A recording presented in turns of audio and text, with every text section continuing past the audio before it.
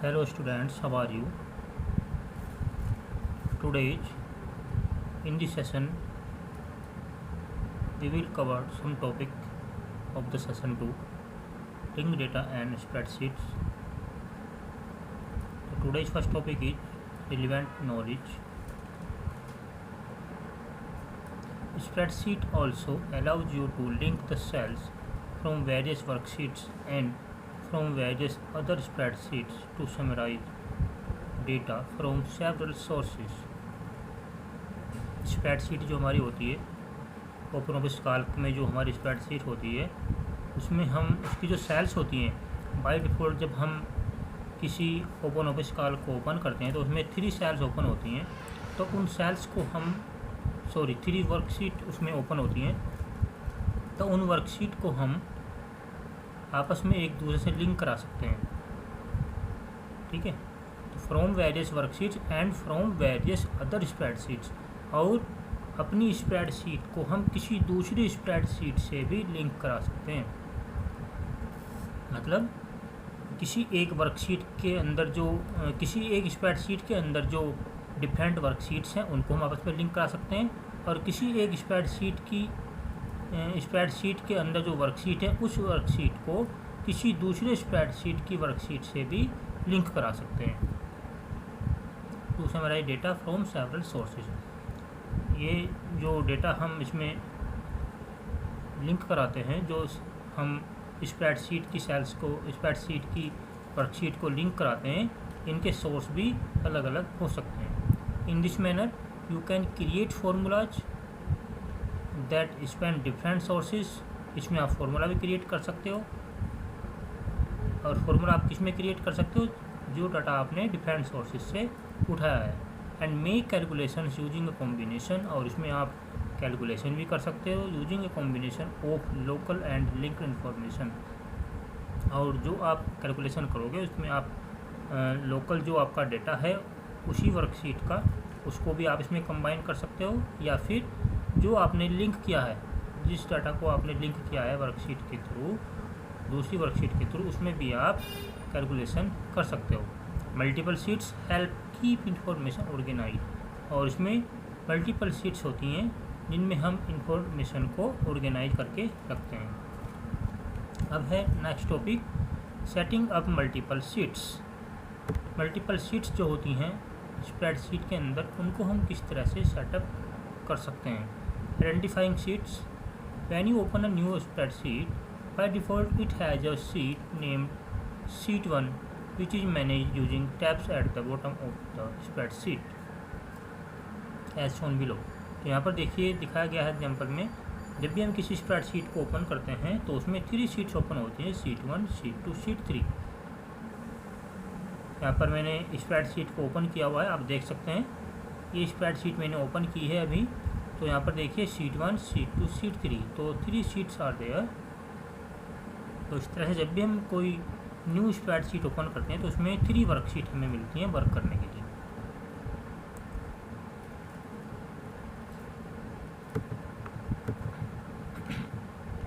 Next topic है inserting new sheets. अगर आपको न्यू शीट इंसर्ट करनी है तो वो हम कैसे कर सकते हैं। देखिए न्यू शीट इंसर्ट करने के लिए यहाँ पर ऑप्शन दिया गया है, select insert sheet from the menu bar. तो इसको करके देखते हैं।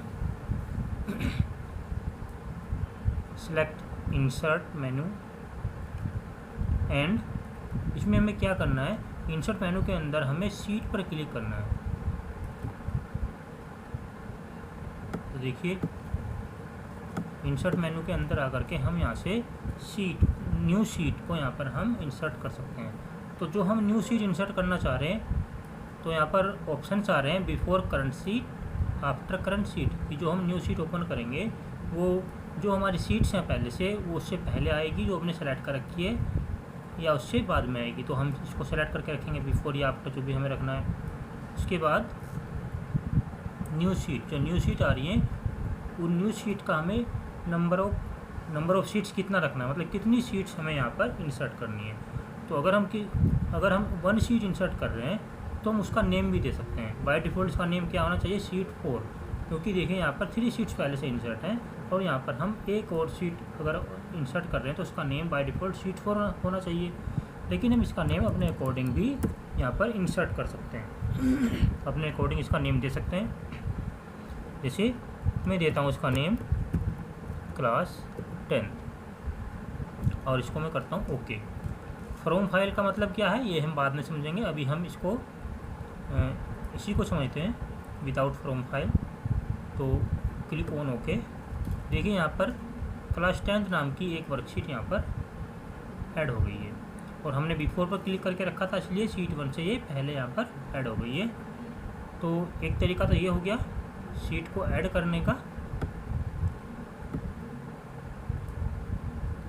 एक और तरीका होता है ऐड करने का। देखिए यहाँ पर ये जो स्पेस यहाँ पर आपको दिख रहा होगा ब्लैंक स्पेस, इस पर अगर हम क्लिक करते हैं तो इस पर क्लिक करने से भी आप न्यू वर्कशीट को यहाँ पर ऐड कर सकते हो। तो वही सेम प्रोसेस है बिफोर या आफ्टर। और यहाँ पर शीट का हमें नेम देना है। अगर आप नंबर ऑफ़ शीट्स ज़्यादा इंसर्ट कर रहे हो, जैसे यहाँ पर हम 1 कर रहे थे तो हम उसका नेम दे सकते हैं, लेकिन अगर आप ज़्यादा इंसर्ट कर रहे हो नंबर ऑफ़ शीट्स, मान लीजिए 4 इंसर्ट कर रहे हो आप, तो फिर आप शीट का नेम नहीं दे सकते हो, क्योंकि आप केवल एक ही शीट का नेम दे सकते हो। अगर आप एक से ज़्यादा शीट इंसर्ट कर रहे हो तो उनका नेम आप यहाँ पर नहीं दे सकते हो। ठीक है, तो इसको नंबर ऑफ़ शीट्स कितनी करनी है, मुझे 4 करनी है, मैं इसको करता हूँ ओके। तो आप देख सकते हैं यहाँ पर और भी शीट्स यहाँ पर इंसर्ट हो गई हैं। तो एक तरीका ये हो गया शीट इंसर्ट करने का। One more way to insert a sheet, right click on any sheet and click insert sheet. तो यहाँ पर भी देखिए वही सेम डायलॉग बॉक्स यहाँ पर ओपन हो गया है, तो यहाँ से भी आप इसको इंसर्ट कर सकते हो। तो ये 3 वेज मैंने आपको बताए हैं कि कैसे कैसे हम शीट को यहाँ पर इंसर्ट कर सकते हैं।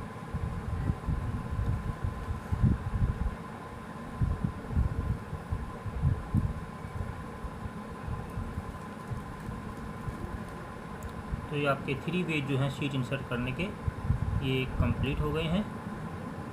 अब हमारे पास नेक्स्ट टॉपिक है यहाँ पर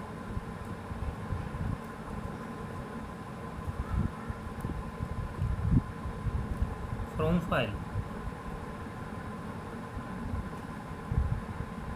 फ्रॉम फाइल वाला ऑप्शन कहाँ पर है, देखिए यहाँ पर insert sheet dialog box open with from file option preselected and then the insert dialog box open okay. तो फ्रॉम फाइल के साथ में भी ये हमारा जो डायलॉग बॉक्स है वो ओपन होता है। तो फ्रॉम फाइल का क्या मतलब है, इसको हम देखते हैं। फ्रॉम फाइल को देखते हैं एक बार क्या है ये। अपनी शीट्स पर आते हैं यहाँ पर जो हमारी स्प्रेड शीट है, और इंसर्ट मेन्यू में जा करके हम यहाँ से शीट डायलॉग बॉक्स को ओपन करते हैं। तो देखिए फ्रॉम फाइल का क्या मतलब है। जैसे मैं फ्रॉम फाइल पर क्लिक करता हूँ, देखिए यहाँ पर ब्राउज वाला जो ऑप्शन है ये हाईलाइट हो गया है।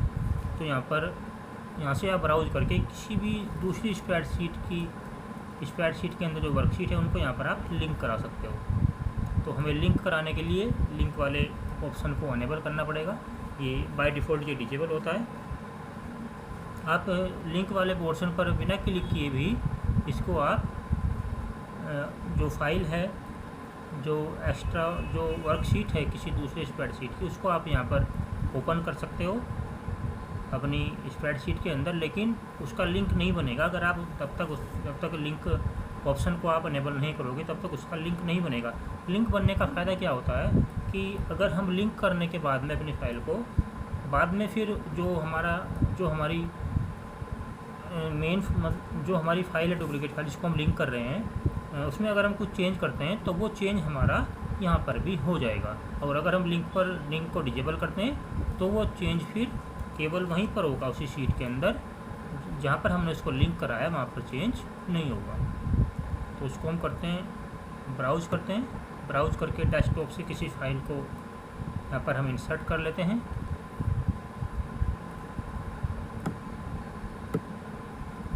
यहाँ पर ये एक वर्कशीट है this new one.ods open. Update all links, yes. इसके अंदर देखिए 3 शीट्स हैं, तो कौन सी शीट को हमें यहाँ पर लिंक कराना है वो हमें देखना है। रेफरेंस शीट 3 माई शीट, तो माई शीट को मैं यहाँ पर कोई भी आप किसी भी एक वर्कशीट को आप यहाँ पर लिंक करा सकते हो। And click on okay, update all links, yes. तो देखिए माई शीट नाम की वर्कशीट यहाँ पर ऐड हो गई है।